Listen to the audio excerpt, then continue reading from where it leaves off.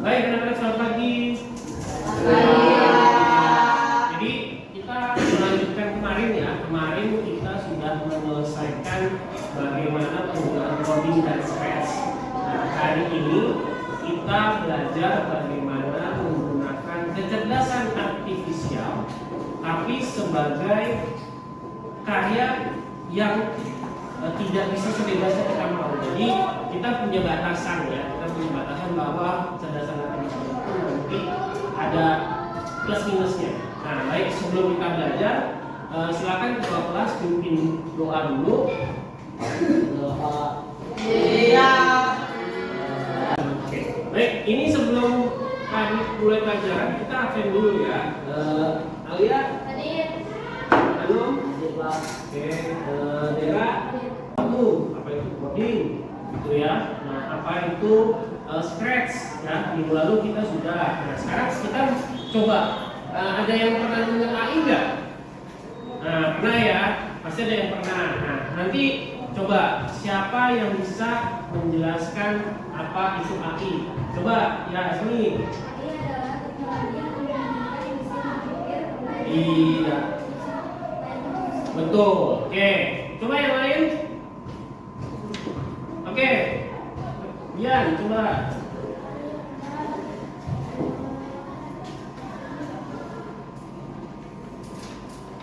Ya, scratch, algoritma, ya, dan coding. Nah, sekarang kita bahas tentang kecerdasan buatan dalam dunia edukasi dan batasannya ya. Jadi pemanfaatan ini dunia pendidikan bagusnya di mana? Nah, sekarang coba Arwin mau nanya dulu nih sebelum kita mulai. Siapa yang bisa menjelaskan apa itu AI? Coba Riki. AI adalah suatu robot yang bisa melakukan apa saja. Oke, berkati ya. Oke, yang lain? AI adalah komputer yang berpikir. Ya, bisa juga berpikir. Apa yang lain? Siapa? Oh ya, Ismi. Oke.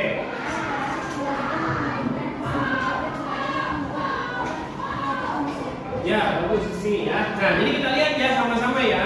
Kita lihat sama-sama apa itu AI dulu ya di penjelasan ini.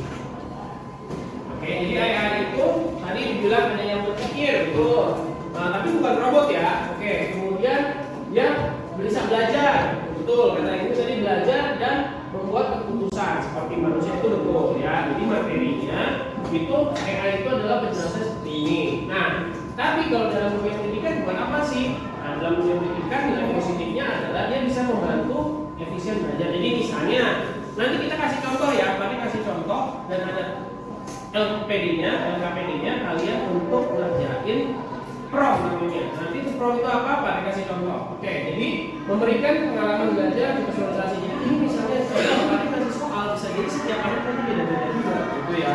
Terus membantu pendidik dalam berbagai kerja. Pak nih mau bikin ulangan. Nah, itu bisa gabungan. Jadi sekarang dulu itu nggak hanya dari soal, hanya dari LKS, bukan hanya dari ulangan, tapi bisa ditambahkan dari soal AI, gitu ya. Nah, kalau buat kalian kan nah, tugasnya bisa dipercepat. Misalnya ada PR 20 nomor, esai semua, kalian bisa pakai bantu AI untuk mencari jawaban supaya lebih cepat. Nah, oke, ini ya, ini juga nih sama ya. Jadi kalau teman-teman kalian yang di Papua, yang di luar Jakarta misalnya udah ada internet, dia pakai AI apa? Dia bisa nyari buku untuk belajar. Jadi nggak harus bukunya dikirim dari Jakarta. Jadi bisa diperluas. Jadi dia nyari jawaban sama seperti kalian. Kalian anak Jakarta nyari jawaban ulangan sama dengan anak Papua, sama dengan anak Maluku maupun di seluruh Indonesia lain. Jadi jawabannya bisa cari bareng-bareng.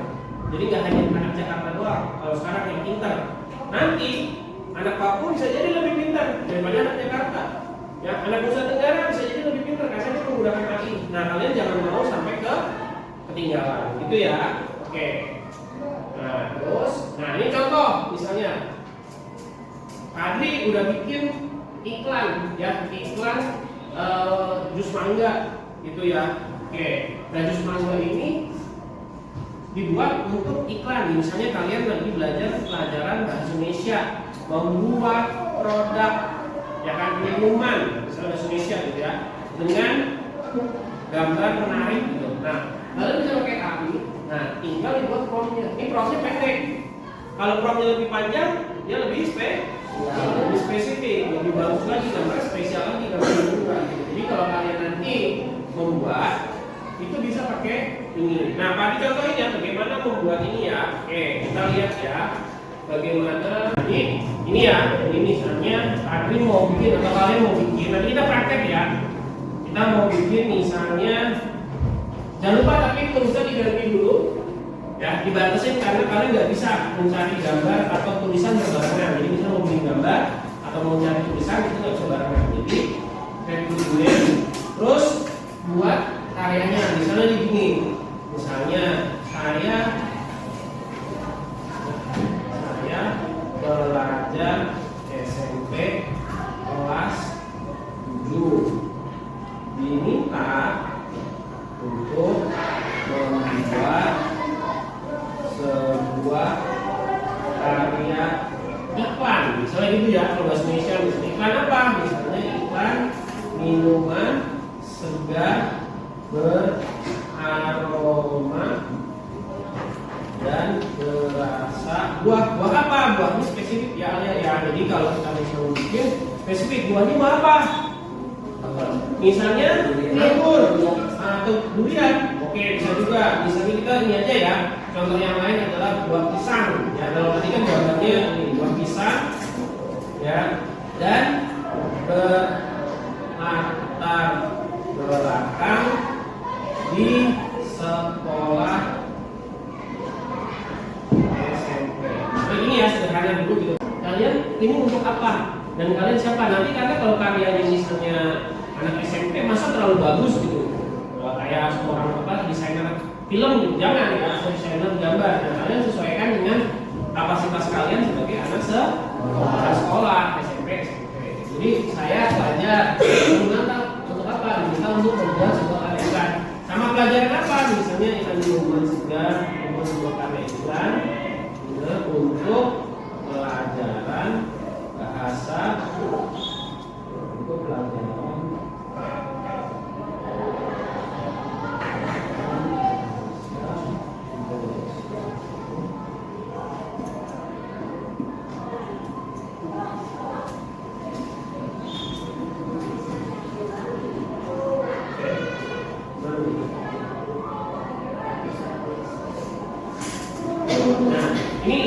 bisa munculkan kata-katanya dulu, tapi bisa juga munculkan gambar.